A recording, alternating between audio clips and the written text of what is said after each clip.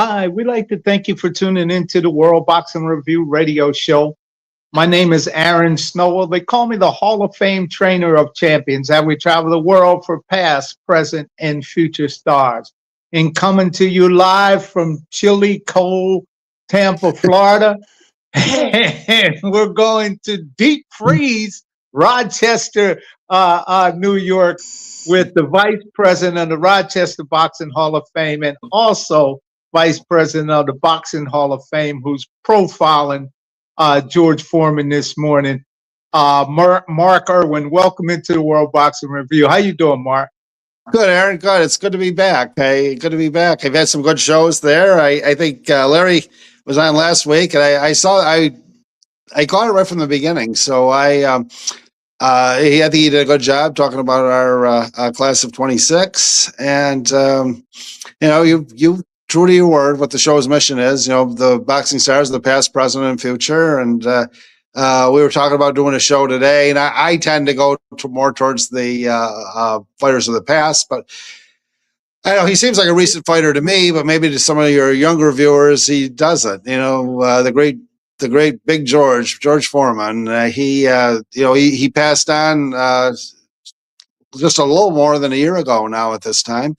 And it was in the month of January that he won his heavyweight title in '73, so against Joe Frazier. So I thought for January he'd be a good topic. Well, his birthday is his heavenly birthday now, as some people call it, is January 10th. So that just recently passed. So it's current to represent Olympian, a gold medalist in that way, to profile him on the show. But Mark, to get back to what you were saying about, and I want to congratulate you, you and your board, like I told Larry last week. Y'all do a tremendous class act with the Rochester Boxing Hall of Fame to announce your class of 2026 with James Toney leading the class. Man, what a phenomenal job you do. And the event's always phenomenal. Oh, it very much is. Yeah, it's a great event. I'm glad we're getting the word out early. I'd like to have a lot of people make it. Even if you live a little outside of Rochester, it certainly would be worth your while, I think, to attend. And of course, I'm looking forward to attending your event at the end of the month. You're on every week, so you talk more about it, but I'm looking forward to another trip to Pennsylvania. I really hope the weather cooperates with me as well as it did last year. It was well, it is what it is, Mark. We're still on that date is locked in. Mm-hmm. And if one time we did it, it was a blizzard, and it rained, hail, snow like a so and so. We did it at the Majestic Theater, and it was still jam-packed. And as a matter of fact, it cleared up. By the time we came out of the theater, the rain had washed the stuff away. So we seen it all a few years ago. So we try to keep it going for Black History Month celebration at the Fighters Heaven, formerly Muhammad Ali's training camp, on February 28th from 11 to 4. So be there. But Mark, since you're vice president of the Buffalo Boxing Hall of Fame, February 15th, the Buffalo Golden Gloves at Riverwalk, they're having their Golden Glove events. I guess it's $35 ahead of time and $40 the day of the event down there on Gainesson Street. 359 Gainesson Street at Riverworks. So that's something exciting to see that the Golden Gloves is in Buffalo, still going, still operating. Do you want to talk a little bit about that, Mark? Because you were involved in a lot of amateur stuff there. Oh, it sure was. I sure was there for a long time. I haven't, the first couple of years, for a lot of years, the state Golden Gloves, which to be separate, New York actually always had two, the state did, because the New York City has Daily News Golden Gloves, sponsored by the Daily News. And you don't really, you could be from New York City and participate in the state Golden Gloves, or you could be from upstate and participate in the Daily News. And there was some that did do that. You know, people that lived closer, you know, to the city just decided to go into that one. And the state Golden Gloves for many, many, many years was in Syracuse. Ray Rinaldi ran that. And I did a lot of those. In fact, to my wife's dismay, one year I actually we were out in Arizona, and you know, we did a little family vacation out west, and I came back for the Golden Gloves, you know, for the Golden Gloves in Syracuse, and I moved to Buffalo. I'm trying to think how long ago that was now. That's probably 10 or 12 years ago. And I was involved in it the first couple of years, and then I kind of turned my attention to some other things. So I haven't been as involved with the Golden Gloves in this area. You know, Bob Keiko. Well, Yeah, go ahead. yeah, that's amazing. That you know that it's. I know it's a long time for the Golden Gloves up there in Buffalo, and with the Hall of Fame that you do to keep boxing alive on the top end. But last night down in the big city, baby, the Big Apple was buzzing with the Ring magazine second annual awards. You know, Michael Buffer was the MC, opened it up, and he announced the CEO of Ring Magazine, Rick Ronaldo. He came up, and then Turk Al-Sheikh came up, and then they announced on a big giant screen the Ring app, and they had people where you could push it, so it was a big screen. And isn't that something, man? Ring Magazine, they had the list was long, fine, but distinguished of world champions and former world champions. Lennox Lewis was there, representing, who's a great heavyweight champion, and Buster Douglas for the upset of the year. He presented, and it's coming up on that date where Buster Douglas upset Mike Tyson for one of the biggest upsets in boxing history, with Buster Douglas beating Mike Tyson. I mean, this is second to none. You know, when you're going in there to announce something like that. So yeah, man, it's we got a visitor here. Yeah, it's Jose. He got tuned in. But yeah, welcome into the show, Jose, and we'll be getting to you in a minute. Mark, it's you know, Ring Magazine with Buster Douglas going in to announce. Also, Terrence Crawford was there, and also Canelo Alvarez, Devin Haney, the different champions from all over the world was there last night for the Ring Magazine. What a great show! What a great performance! Well, I gotta look. I gotta make it. My two sons are both. You know, my sons Grant and Theodore. They're both Theo. And they're both in New York right now, actually, to go to the fights tonight. So they're both down there for the Madison Square Garden card this evening. Yeah, and we'll be talking about that later on the show. But we want to welcome in from down in Miami, Jose Perez, man, with that community gym down there who has an up-and-coming event. Ira Glass called me up and asked me to get him on the show to get him some exposure here. He's doing a great and terrific job, not only being a community leader, but also being a mentor, a coach, a promoter, all of that out of his gym. Welcome into the World Boxing Review radio show, Jose. How you doing? I'm doing great, man. Thank you, Aaron. Thank you so much. I'm over here. I was trying to get my Bluetooth. A little hard to hear you guys. I'm in the gym. See, look around. Some guys, young lady learning, one of my trainers, Hunt. Your man coming up. Yeah, absolutely. Thank you so much for having me on your stage and your platform. Got a boxing show coming up in March 20, 21, and 22. It's a really special event. Teaming up with the city of Miami Gardens. It's the first time they're having a boxing event in Miami Gardens. We're looking forward to the future, to possibly building a boxing program that the youth really needs over there. Event is amazing. It transcends amateur, professional. I trying to really create something special. A lot of these young men and young women who compete on the cards, they may never compete on a professional level. So I'd like to give them a platform where they get to feel that energy and that experience. It's what it's like. So I'm gonna actually have a jumbotron this time. I got live cameras. It's got three different views, so you're gonna get that real action, that professional view. We got a professional lighting ring being hung from the trusses.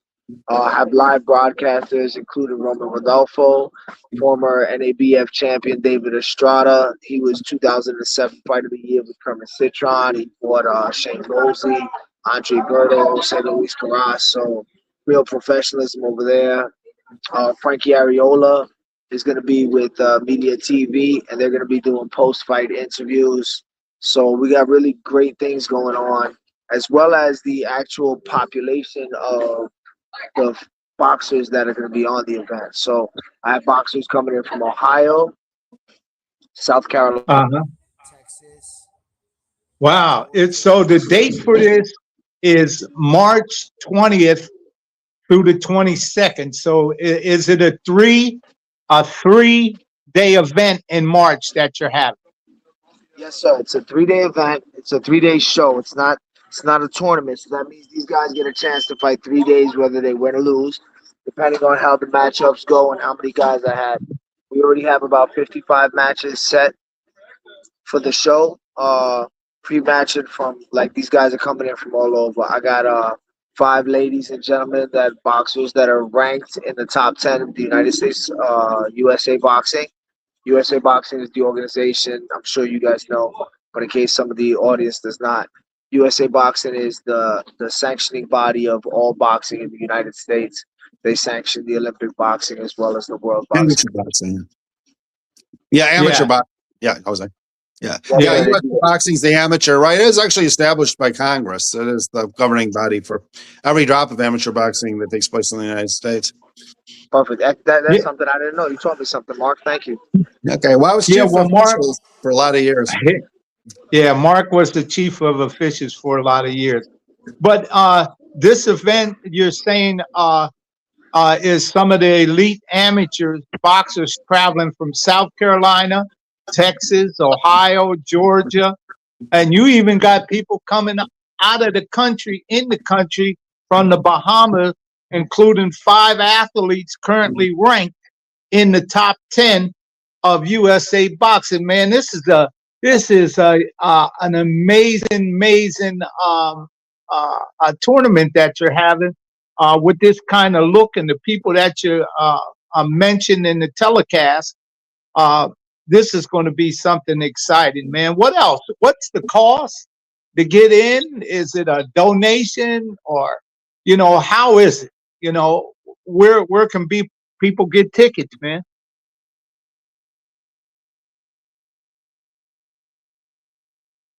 Hello?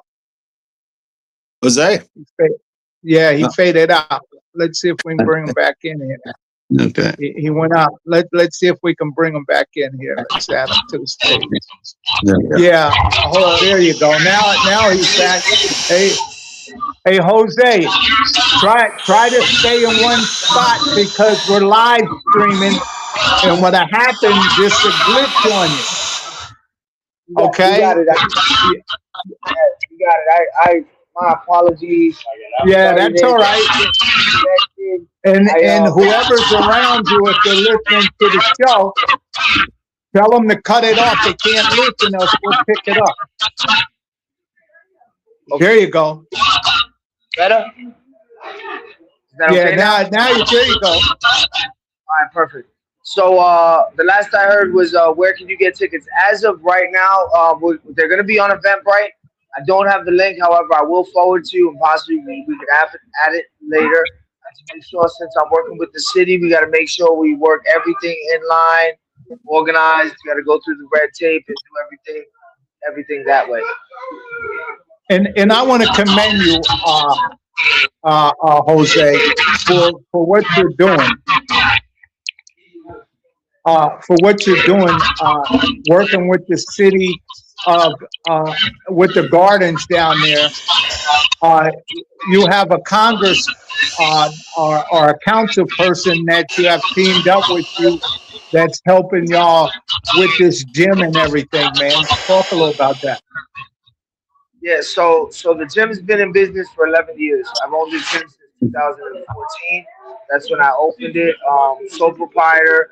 I also have a nonprofit that runs parallel in order to help finance these kids traveling around the country. I've had 4 national champions over the last 11 years. I've had 8 regional champions, 5 state champions 5 years in a row. We've had over 300 matches. We've had over 300 matches in the last 3 years with a 70% win ratio. So the gym, the team, the boxers, we have an incredible program. As far as teaming up with Miami Gardens, that city and that population of underserved and underprivileged youth, the at-risk youth, they really need this within the community. The crazy thing is, it's one of the most athletic communities there is in the country. Miami Gardens is one of the top cities providing NFL players into the NFL. So with all the athleticism, boxing should have been there a long time ago. Along with the amount of discipline and self-confidence that it builds amongst the youth, it goes hand in hand. We're really looking forward to working together. This is a little bit of a showcase of both Flaco as a structured individual who can provide a program, and the sport of boxing itself to the city. So it's we have really low cost. It's a super family friendly environment for everybody to partake in. So we've set the ticket price at $10 per ticket, $5 for residents of Miami Gardens. First come, first serve. So there's no assigned seating. You need to come in and enjoy this high level. Usually we charge $35 a ticket, $100 for the VIP, $600 for the tables, but I'm not doing that because I really want the city to be able to enjoy this event. That's nice. And it's nice that you have Boxing in the Garden, a 3-day event, March 20th through the 21st to the 22nd, man. It's just simply amazing what you're doing, man. Yeah, it took a lot of there's a lot of moving parts, especially when you're dealing with a municipality. So there's a lot of moving parts to it. I really have to say thank you and go above and beyond to my mentor, Ira Glass. The gentleman is in the Hall of Fame of boxing production, and without him, I wouldn't have been able to elevate my shows to the level they're at. I really try to commend him and thank him for any chance I get. I've been working on my shows since right after COVID, so I guess 2021, I think I had my first show. I've had over 10 shows in the last 5 years, 6 years. I took the last 2.5 years off because my youngest son was born. So my wife and I, when we do this show, my wife and my family, we're all fully involved in the process. What you see at the end of the day, when you see these events and these boxing, there's so many things that goes into it. There's so much sacrifice, time, mental energy, emotion that goes into it. The finished product doesn't represent always how much work goes into putting these things together. Yeah, absolutely. There's a lot of work. And you mentioned Ira Glass. Me and Ira Glass worked together with Don King at Don King Productions. Ira's a super duper guy, and with somebody in your corner like Ira, man, you're going to do a lot of great things in the sport, man. But we have Jose Perez, who's a mentor, a coach, a gym owner, a promoter. He's trying to do it all for these kids, man. And he's a one-man band, but he got some drummers and all of that on the side that help him out, man, to create a great team It's funny you bring up drummers and bands, because I'm gonna have a marching band. I'm gonna have the school band from the city of Miami Gardens. So when you come in as an audience member, when you walk in, before you get to the door, it's gonna be like drum rolls and the band playing as you come in. We got the guard, we got the color guard from the local schools. You know, we really are trying to get this community involved and just create something special. Yeah, absolutely. We wanted to say hi to Cello. Said something in the chat box to everybody. Alphonse, who's just got nominated for the Rochester Boxing Hall of Fame last week. So, congratulations. Before closing, before we get into this profile, George Foreman, you don't have to stay for that. Jose, what do you want to say in closing? I want to thank you, and I want to thank the sport of boxing. You know, really, it's something that saved my life personally. It's why I opened my gym, and in my gym, it's not just the business. I don't sell boxing; I sell love, man. And I think our youth and our society really needs to make sure we keep boxing around. It has done so much over the years. It continues to do so much for the youth. And the lessons you learn in boxing is more than just how to hit somebody. The self-discipline, the confidence, the process that these young men and women learn along the lines while they learn the sport really transcends into their lives. And you, Aaron, I really want to thank you. Mark, I want to thank you. And everybody involved that continues to share what this sport is about, you know? And we got to keep it going, man. Yeah, absolutely. It's just one of those things. But thank you for coming on. And we'll have you on again coming close to your event in March. I'm pretty sure I will be reaching back out, and we'll get you back on. And a great job this morning for coming on and talk about what you're doing. Thank you so much, Jose, for coming on the World Boxing Review radio show. Education, it's amazing. Thank you. Oh, you're welcome. You guys have a great day, okay? Take care. Take care. All right. Ain't that something, Ira? He's doing some amazing things, man. You know how it is to put on an amateur show, man. You got to work day and night to get the people in there, to be running the gym and getting these young kids in line. And when you have elite fighters, you have something special, because the elite fighters don't always come out to the smaller amateur event to participate. They always participate in the high-end level. But this is a high-end level fight, but it also has common appeal to the amateurs, man. What do you think about it? Well, I think it's remarkable, actually. I think that's he must have some financial backing is what I was thinking, because, in the old days, I mean, you'd love to just let everybody in for free, or charge $5 or whatever. But I mean, he's only charging 10. And I think that's actually, in this day and age, is quite remarkable, because we all, you and I both know when you go to the store how much $10 is going to get you these days. It's not much. It's not very much. I mean, my son Theo, first show my son promoted. Well, he promoted a show one time, the first one. He charged $15, but you can't, you really can't do it at that price, unfortunately. We'd all like to. But again, it's just, it all costs money. Rochester Boxing Hall of Fame, which we were talking about earlier, our tickets were $60 or $80 last year. And there were people complained about it, and I'm thinking to myself, I don't know, they just don't know, but I think people should realize, to put something on, we really couldn't have had any chance at all of even breaking even on it if we charged any less than that, and it, again, you don't want Yeah, to. well, a lot of times what they fail to realize, if they come to an amateur show or a Hall of Fame thing, is that most of the time the organization putting it on is a nonprofit. So if Right. they spend $80, they can write the $80 off at the end of the year Yep. for not only supporting the Rochester Boxing Hall of Fame, but having a good dinner. Right. You know what I mean?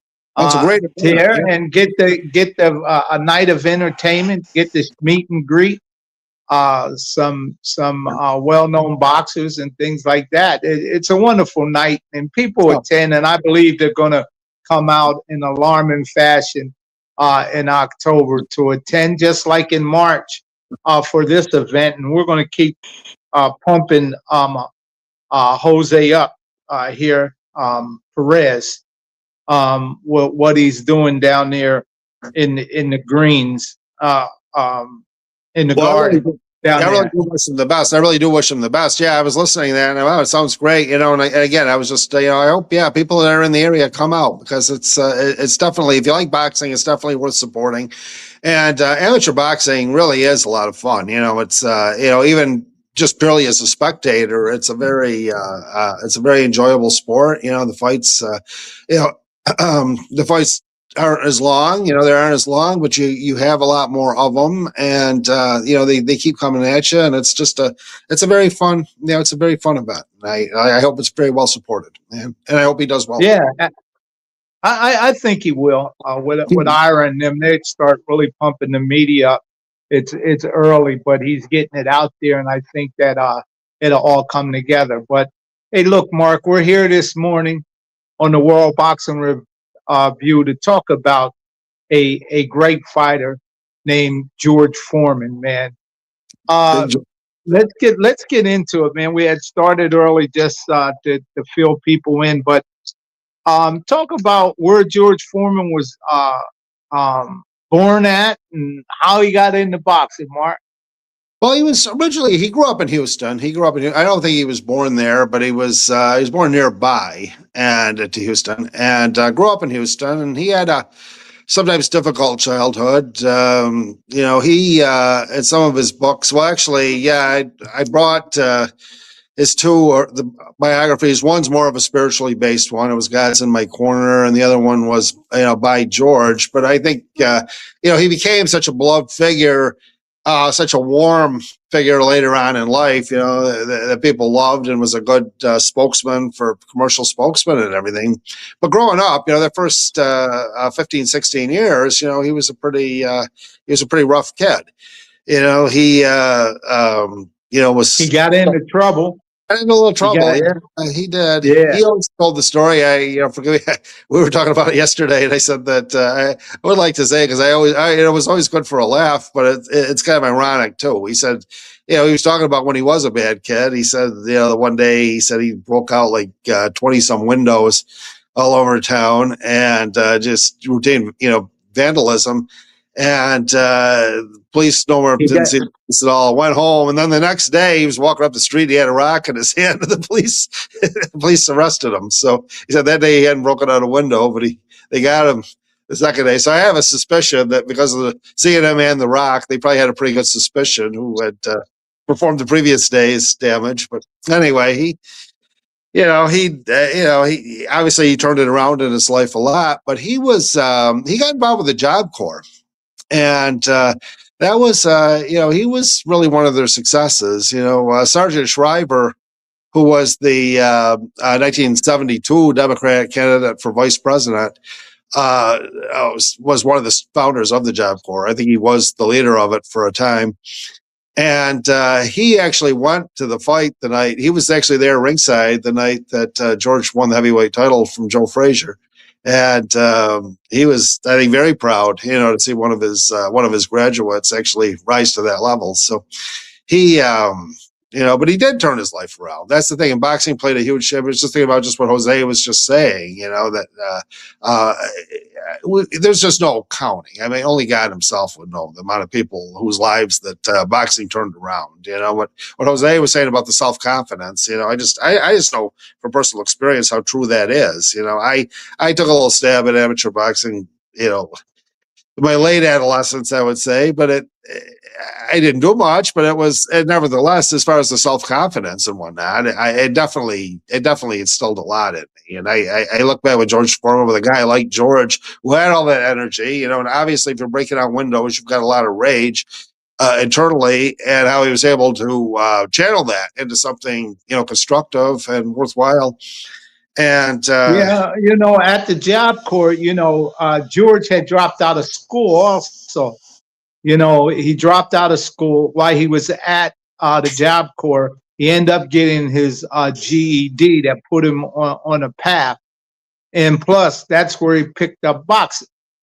Yeah. He was introduced to it at the job corps. So, now you see how things are just lining up for him as he stuck it out.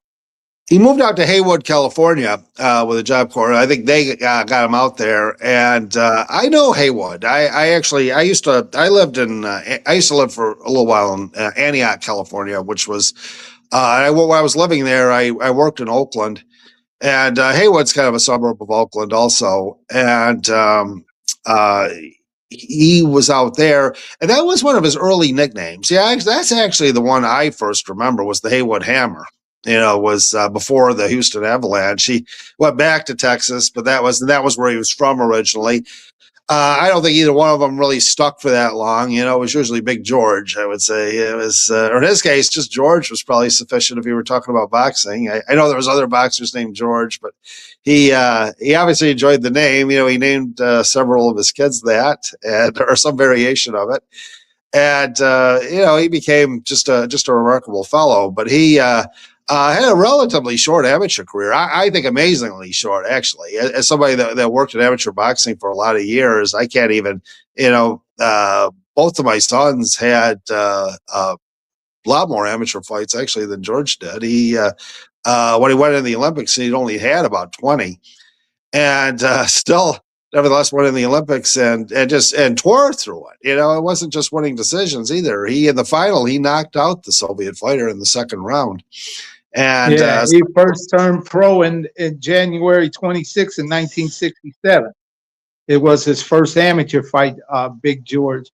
It's just amazing that short. He knocked the guy out in the first round. Wow. So, that started that long string of just knocking people cold out. In his first amateur fight, he knocked somebody cold. So George Foreman was just one of them rare type of raw power guys. Well, he was. I mean, as far as power, yeah. People can always argue. I know that Tyson, Shavers, Lyle, Marciano. There's a lot of people. Dempsey. A lot of Joe Louis. I mean, a lot of people with some big power. In the heavyweight division. But I still, boy, that. You look at that shot that Foreman hit Moore with, you look at what he, with Frazier, before the down goes Frazier, just the first time that he really landed on him. And you just kind of see how Joe Frazier, who took a heck of a punch. I mean, Joe Frazier was had a jaw like a rock, and Foreman just scrambled him from his senses. It's really, I just think the power, you just watch it. To me, it's just awesome to watch. I mean, the man hit like, I think anyone who said that George Foreman was the hardest hitter in the heavyweight division, I don't think there's any way you could contradict him in that. I think that he, you might make an argument for another guy, but I don't know. God, I guess would ultimately be the only one that would know. But Foreman had like nobody I ever saw. He was. And then after all of that, after that first fight in 1968. In the Summer Olympic Games, George Foreman ended up winning that gold medal, which is one of the prestigious amateur championships that you can win, is the Olympics. And boy, George got in the line of the rest of the heavyweight great champions from that era by winning the gold, man. Isn't that something? Well, yeah, it is. It is. Like I said, after such a short amateur career, we're talking about like Henry Tubman. We had Henry Tubman in Rochester last year, and he had a relatively short, not that short, but he had a relatively short amateur career before. And then he had the opposite number. He had a guy like Michael Nunn, who had so many fights, just had such an extensive amateur career. And it varies from boxer to boxer, but in George's case, yeah, he to go to that, it's not one of the top in amateur boxing. I say winning the Olympic gold medal is that's you can't go any higher. That's the pinnacle of amateur boxing. I don't think any question about it.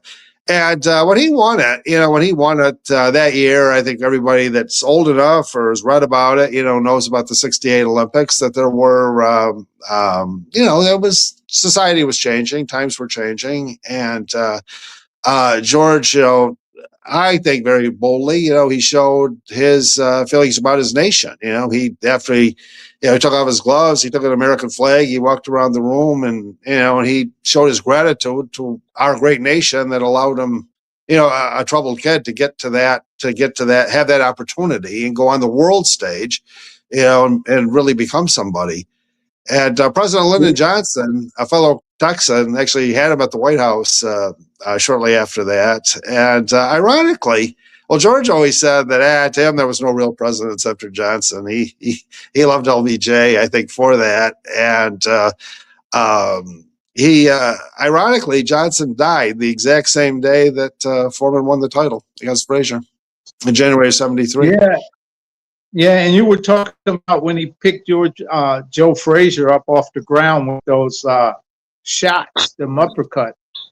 That was 1973 when that happened with Joe Frazier, man. And how he walked through Joe Frazier, they didn't know he just fight one time; they fought twice, and he just walked through Joe Frazier like he was nothing. And Joe Frazier was he was phenomenal, as you were saying earlier. His chin and all of that, his style. When he came, he bring it. Oh, but yes. That punching power that George Foreman had was like a mule kick. Well, I think Foreman's. Go ahead, I think Foreman's cool before the fight, kind of bug smoking Joe a little bit, because he said to him one time, there was a little exchange before the fight. You probably remember this, that Frazier looked at him and says, "I'm going to be coming out smoking." And Foreman said to him, "Smoking's bad for your health." So, and in that case, it kind of was. It kind of is. And, yeah. But, leading up to that, though, because again, we've talked a number of times on this show. We did profile on Floyd Patterson, who won the crown 4 years after his Olympics, and Ali, who won 4 years after the Olympics, and Frazier got a piece of the heavyweight title, the New York State version in '68, so 4 years after he was in the '64 Tokyo Olympics. Well, George was in the Mexico City Olympics, of course, in '68, and it was just a little over 4 years. It was actually about 4 years in October, November, December. 4 years, 4 months after winning the gold medal that he was heavyweight champ. So it had been, the Olympic heavyweight, Frazier, Patterson wasn't the heavyweight. Obviously, he was middleweight in the Olympics, but he did win to his championship in the heavyweight division 4 years later. And so, the Olympics were kind of a roll then as far as producing heavyweight champs. That was and Big George, boy, that was. I remember leading into that fight. I got to tell you, and it's going to sound whether you believe me or not, I thought Foreman was going to win, actually, because I was just looking at the styles here, and I had seen some of Foreman. I don't think the public at large had been watching too many of his fights, but sometimes on late night TV from the West and whatnot, I'd gotten to see a few of them, and also Howard Cosell used to show some of the highlights too. And I saw the way this guy hit, and I just looked forward to the size of him and everything. And I loved Smoking Joe, but I thought I thought going into that Foreman was going to win, and I didn't have any money at the time, so I didn't have anything to bet. But if I had, I think I would have done pretty well with that one, because I never thought he'd knock him out in the second, but I did think Foreman was going to win. But not a lot of people did. He was a 3-1 underdog. And go ahead, sir. Yeah, for people just tuning in to the show this morning, the World Boxing Review, Mark Irwin, who's vice president of the Rochester Boxing Hall of Fame, and also vice president of the Buffalo Hall of Fame.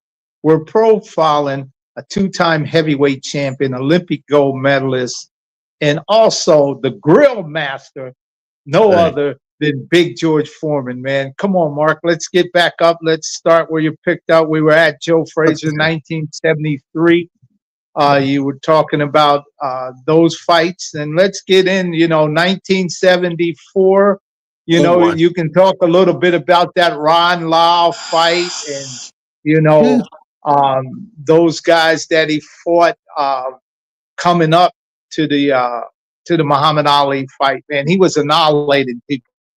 Right. Well, leading up to, I think that's another thing too, why the public maybe didn't think that he had as much of a chance against Frazier, was because they didn't know a lot of his opponents. But I look at like Frazier had stopped George Chuvalo in the fourth, and you look at George Chuvalo, that was about as durable of a fighter as ever stepped into the ring, really. I mean, he was, talk about a guy that could, there ain't too many people knocked George Chuvalo out from Canada. No, two did, and one was, he was never off his feet, but nevertheless, Frazier broke his cheekbone, and Foreman actually stopped him in the third, and which was really, so I had noticed that. And also too, I knew that he had a little trouble with Gregorio Peralta, who was a very skillful fighter. Peralta, he was a South American, and he was around in the 70s. We were following boxing then, in the 60s and 70s, and I knew him to be a very difficult opponent for a lot of people.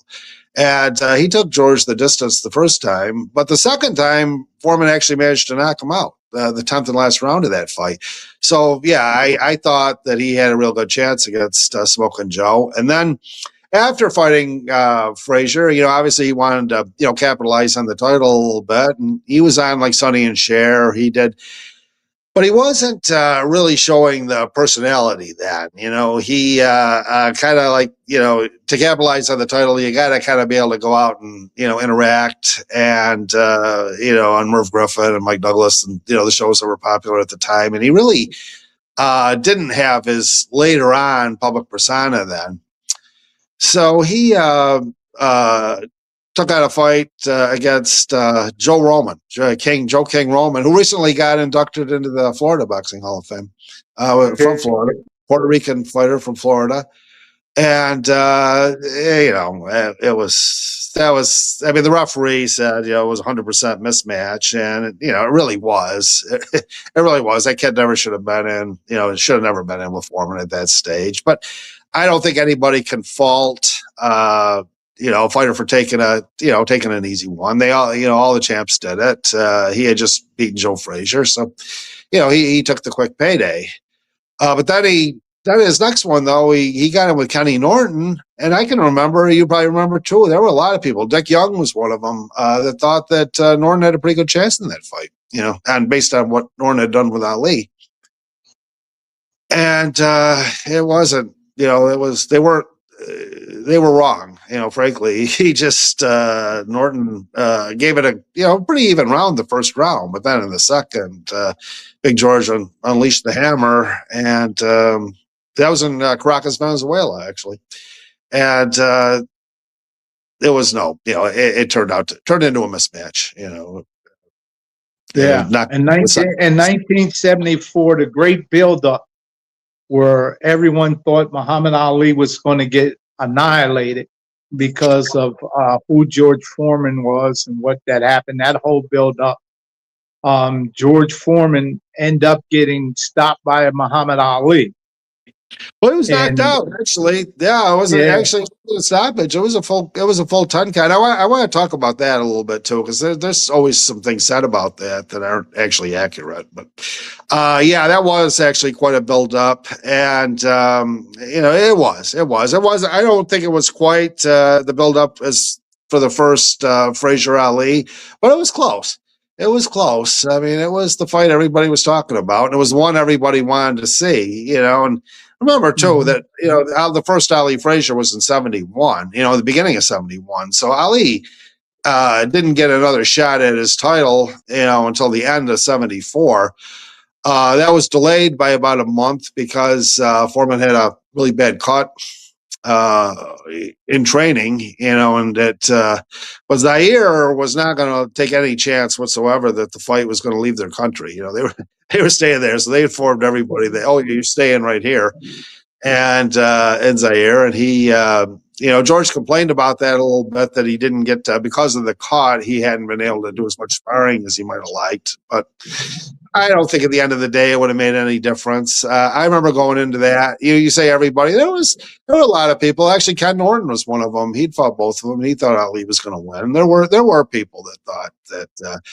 I know me myself. I completely thought Ali was going to win. I just looked at the styles. I thought that Foreman. I thought the Frazier style was bad against Foreman, and I thought that Foreman's style would be bad against Ali, because I knew that Ali could deal with a big punch. I think Foreman went in there thinking he's going to just get in there, at some point, slow him down and take him out, and not against Ali. That just doesn't. It just really doesn't work that way. He outed him. Ali. Everybody talks about the rope and dope, but if you watch that fight, Ali didn't just stay on the ropes. I mean, he did a lot. He'd come off the ropes. He had a lot of, he fought in a lot of flurries, and he pretty much always got the better of them, And I think that this is where, again, Foreman didn't have all that amateur experience. He had a relatively short amateur career. He came on like an avalanche in the pros, and went through everybody to get to the heavyweight title. But then I think Ali was able to exploit that inexperience. Again, he had well less than 100 fights, pro and amateur, at that time. That's unusual for heavyweight champs. So Ali obviously had, I don't know, you tell me. I mean, as far as his amateur and pro, he had an awful lot. Yeah. So I think Ali's experience, his experience and his know-how was just, I thought Ali was going to win, and he did. So let me tell you something. Mike Madden, who's John Madden's son, who owns Muhammad Ali's camp, now called the Fighters Heaven. Mm-hmm. He always says he was a big fan of George Foreman, and before that Ali fight, him and his father, to see George Foreman train, and they spent time with George Foreman. And here, down years later, he purchased a training camp called the Fighters Heaven. And now he owns the Fighter Heaven after being with George Foreman for that great matchup. So, man, that's real interesting when it comes to him, his story about George Foreman. And let me tell you, George Foreman's brother always was around, and he's still living, man. And I want to say hi to George Foreman, family, his brother and his family, great human beings, and all of that. They always been good people, even his children. And I'm going to tell you an interesting story since we're on Muhammad Ali. Before George Foreman passed, he had Muhammad Ali's children and all of them down there with him. They talked to him. They met him when he was going through whatever he was going through in his sickness. But all of Muhammad Ali's children were with his children. It speaks to the character and the relationship that Muhammad Ali and George Foreman had after this battle. Isn't that something? A lot of people don't know that. Yeah. Yeah. Yeah, it doesn't surprise me even at all. I think that they were both the kind of guys they both were, and I think that it was I think Ali. I think the later part of his life. I think you know better than I would, but I think Ali regarded as win over Foreman as his greatest accomplishment in the ring. Well, oh yeah, without a doubt, George Foreman or Sonny Liston, two great punches. One thing about Muhammad Ali, he never had trouble with guys that could really whack. He didn't have trouble with no, he didn't have that. But the old saying, the old rope-a-dope, George Foreman, then he moved into that fight with Jimmy Young in 1977 after the law. You just said a mouthful there, because think about that time frame. Okay, we're talking about from 74 to 77, and unfortunately, I think after the Ali fight, I think George was kind of, unclear in a lot of ways about how he wanted to proceed, and he hadn't fought a lot. He hadn't actually fought a lot in the interim, and he did. He fought Scott Ledoux. We actually fought Scott Ledoux in Utica, New York. So that fight took place in upstate New York. And I actually refereed in that ring. The ring's still there in Utica. It's still used, and both my kids fought in it as well. And for the Ledoux fight. But anyway, he did. He was fighting some, but not really. There was a famous Sports Illustrated cover there where he said, "I want Ali again." And I think he would have probably gotten him again, but he didn't. He hadn't really been doing a lot of fighting. Then he ran into Jimmy Young, and Unbearably Hot, San Juan, Puerto Rico, and he was, the early rounds were pretty uneventful, but then Foreman knocked Young down, which amazingly, I think it speaks to what a great fighter we have to do. Talk about where we done shows on Philadelphia fighters. I was thinking Jimmy Young was a Philly fighter, and boy, Foreman knocked him down, and he actually came back with a vengeance. Not only didn't he just tie it away, Young, who was not really a banger, actually came out punching. And on the following round, he actually knocked Foreman down. So I think George, probably did somewhat underestimate the skill of Jimmy Young, which he shouldn't have, because Young had beaten Ron Lyle at that point. Actually, I'm not sure if the second Young Lyle fight was after that or before. Yeah. So it told me that, but he did in his career beat Ron Lyle twice, which was, Ron Lyle was a heck of a hitter too, and a very skillful boxer as well. And so Jimmy Young was no slouch. He that fight he had with Ken Norton probably could have gone either way. Really, a lot of people thought Jimmy won that, and of course, his fight with Ali was controversial as well. So Jimmy Young was a very, very, very good fighter, and I don't think it was any real knock on Foreman to lose that fight, but he did. He did. Jimmy Young did win a pretty clear-cut decision against him in their fight, and George afterwards, was the heat that just really got to him in the dressing room, and he, he's told the story many times. I don't think I could add to a lot, but he definitely, it was definitely a spiritual experience for him, and he said he seen Christ. He came to the Lord, and that was pretty much, and that put him in retirement. George Foreman stayed in retirement for 10 years after that. I'll tell you, he had when he did come back, he started fighting, here and there, because he wanted to raise funds for his youth program for kids that he had. And he was counting the payment and things, looking for people for sponsorships and to invest in the kids program, much like Joe Perez earlier this morning says, but he got the backing of the city to back him financially, to help his program out. Nobody would help George. So Big George says, I'm gloving him back up, and Big George came out of retirement to help those kids out, and boy, was it magnificent, what he did when he did come back after a 10-year layoff. It's just simply amazing for a man to, after that much time, to come back in the ring and didn't have another legacy of his career, what he accomplished. in the later part of his life. So if you want to talk a little bit about that, Mark, about the later stages of his life and, the Well, grill.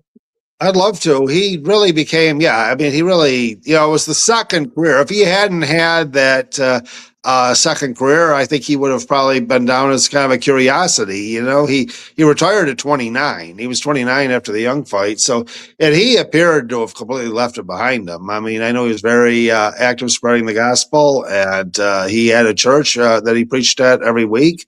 And, and he was always stuck to that. Even when his second career did take off, he was still on Sunday. You would have found him, at his Church of the Lord Jesus Christ in Houston. And so I actually at the time kind of felt like, well, good. He was a smart one, that got away from it, and didn't come back because, after 10 years, who thought George Foreman was going to fight again? So when I heard that he was taking it up, I thought, wow, that's really, I was really taken aback by it. And he fought a guy named Steve Zuki or something. Anyway, some variation of that, and Polish fellow.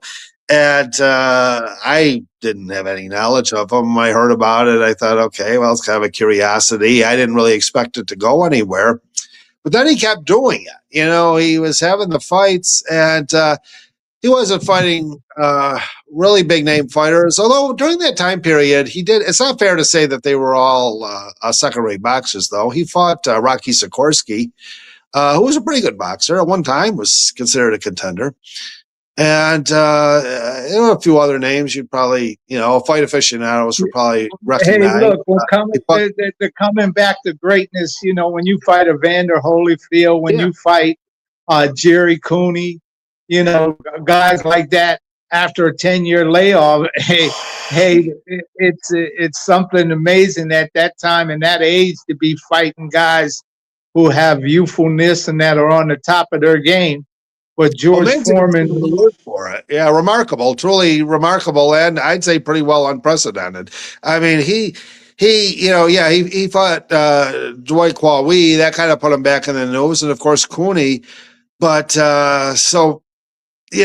was fighting his way back, and Holyfield had to give him a shot, and that was a very, very, very good fight. His fight with Evander Holyfield, what was it, the 10th round, I believe, right? Where where George actually rocked him pretty good. Everyone that watched it said, boy, one more punch, if Foreman had landed on him, one more punch, he might have regained the title then. Because Holyfield, I would say, was pretty much at the top of his game then. That was, and he did win. I mean, Evander won, the real deal won pretty decisively, but I thought what Foreman did in there was truly remarkable. I think that was when, at least in the public's mind, he was perceived as one of the all-time greats. Was at that point, when he even with his loss to Holyfield, because wow, that was in 1994 at the age of 45. So fighting Michael Moore.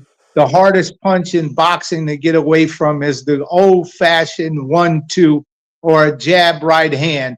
And boy, George was looking to pinpoint that shot all night. He was just missing and just missing. And the timing was so right. He sure was. Destiny was in George Foreman's hand. The great 1-2. He threw the 1-2 and straight down the pipe, hit Michael Moore, who's a great fighter. Moore is from the light heavyweight that moved up to heavyweight to become heavyweight champion. Had his destiny for George Foreman to be a two-time heavyweight championship that night. And that great 1-2 that George Foreman, it's shockwaves around the world that George Foreman at the age of 45 had won second title after 10 years later. Man, just simply remarkable. I don't think you could ever say enough about it, actually. Who would have believed, who would have believed that? Who would have believed watching the fight in Zaire that 20 years later, that Foreman would regain the title, and against, as you said, an extremely good heavyweight champion. I mean, Michael Moore is a Hall of Famer, is a Hall of Fame fighter in his own right, an all-time great, no question about it, in 3 divisions. And, he seemed to be pretty thoroughly, handling Foreman right up till that time, and then, as you said, just bam. And I'm seldom at a loss for words, but I gotta say that night I was. When Moore dropped, I couldn't even. I was speechless. I mean, I was seeing that before my own eyes, and I did see it live, and I really could not believe it. But when Foreman went over and knelt over in the corner, again, thanks to God, I think, I don't think you could ever. I just don't think in the natural self you could even fathom that kind of something like that. It just really was. It was definitely the most remarkable comeback of all time. I think, no question about it. And Yeah, absolutely. That was one of the greatest moments in boxing history when George Foreman became a two-time heavyweight champion. That all that he was going through spiritually, he was on a spiritual fight, not just Absolutely. fighting in the ring, but he was on a spiritual fight for him to come out and win by grand style and grand fashion by knockout. So look, man, we're here this morning, the World Boxing Review, with Mark Irwin, Vice President of the Rochester Hall of Fame and Buffalo Hall of Fame. He just profiled the two-time gold medal Olympic winner and heavyweight champion, George Foreman. But look, man, we're going to move into some boxing news that's happening on this day, and we'll come and close up here in a minute. But there's a great fight happened down in Madison Square Garden tonight on the Zone pay-per-view. You have Teofimo Lopez versus Shakur Stevenson. Both of them weighed in yesterday, 138 and some odd pounds, 139 and some odd pounds. But let me tell you, man, this fight is going to be simply amazing. When you got two young fighters in their prime, you hardly ever see that in boxing. You normally see one young guy younger and one guy older, but to see two fighters in their prime and then go up and against each other tonight is going to be that kind of fight. You're going to see antics in the fight. You're going to see some trash talking in the fight. You're going to see combinations. You're going to see punches and bunches. I think it's going the distance. I think the fight tonight's going the distance against them, and I think Shakur will edge it out by the way of a punch count. Okay, well, I'm going to hold you to that. We'll see. It's certainly. Both of my sons, Grant and Theodore, are both. They're in New York City right now for the fight, so they wanted to see it. So they're going to be right. And I guess they got pretty good tickets too. So at MSG, so that should be very exciting for them. Watch a about of this consequence in MSG. So. And we're going to see, if the New Yorkers really come out. I've seen, Dante Wilder was at the Ring magazine awards last night, and he had a chinchilla on the fur coats. Let's see if they can repeat what happened in the Garden with Muhammad Ali and Joe Frazier, when all the players and people came out with mane coats, chinchillas, and foxes and all of that kind of stuff. We're going to see with this cold weather, blistering cold, we're going to see if this happens in the Garden again, if they can repeat all of that with that kind of performance. I think the night's going to be a great night for both fighters, and I'm happy to see two young fighters. Even though Shakur trying to capture a fourth title to be a four-time champion. But to see these two guys putting it all on the line to try to capture greatness, and I think that's what it's all about. If you want to be great, those who never take the risk to fail greatly never achieve greatly. And it seems like these two guys tonight are biting at the bit for greatness. And really, in a big fight like this, I say it all the time, there is no loser, really. No. But there will be a winner. but you know, you have to learn to brush your trunks off and climb back in there and give it another go. And George Foreman, who we were talking about, that's what he did. It took him 10 years to come back around and get it, but that's what he did. You know, he brushed his trunks off, your Big George did, to come back and capture everything. Right. Well, you know, the thing about it is, yeah, and you know, if I was going to give a closing thought on George Foreman, it is that really, you know, he did, you know, you say 20 years, you know, he did brush off his trunks, though, as you say, and did come back. You know, he did get back in the ring after, you know, with pretty well possible odds after a 10-year layoff. And at the end of the day, he left us a year ago, and I really, or 10 months ago, and I think you'd really have to say that it was, he probably had the most successful career in the history of boxing. He wasn't the greatest boxer in the history of boxing, you know, and I don't think he was the greatest heavyweight, but I do think as far as total success, you know, as a human being, and you know, what he did in ministry and what he did as a, you know, the figure that he became, the beloved figure that he became in our country. I think that I don't think you could see anybody that, with the, you know, millions and millions of dollars he made off the George Foreman grill. Just that as, you know, for a lot of people, if you say George Foreman, they're thinking of the grill. You know, it was a hugely successful product, you know. I remember Meineke muffler and, you know, some of the other ads that he did as well. And it was, you know, he really was a remarkable figure. And, but you're right. He was certainly, most of all, an example of perseverance. I mean, he hung in there, he stayed with boxing. He loved the sport even after he left it. And, he showed what could be done with it, you know, done through it. And I just can't think of anybody in this. We're gonna ask them, what do you think, the boxing monkey from the WBO? What do you think about today's show? Oh yeah, it's really good, really big show. Yeah. The boxing monkey he shows up on the show all the time from the WBA convention, man. Yeah, we do. Yeah, that's right. We did spar some. Yeah, we did. My too, right? Yeah. Well, this show today was really big. Okay, all right, go on out of here. Yeah, Mark. Well, that's cute. Yeah. That's really great. So yeah, well, I'll be seeing you in person here in about 4 weeks, and 4 weeks. For Muhammad Ali's training camp, the fighters have for Black History Month. It's going to be something, you know, same type of food. And we're getting in. People are going to be surprised at the guests that are going to be there. You know what I mean? And but we're going to have a tremendous time.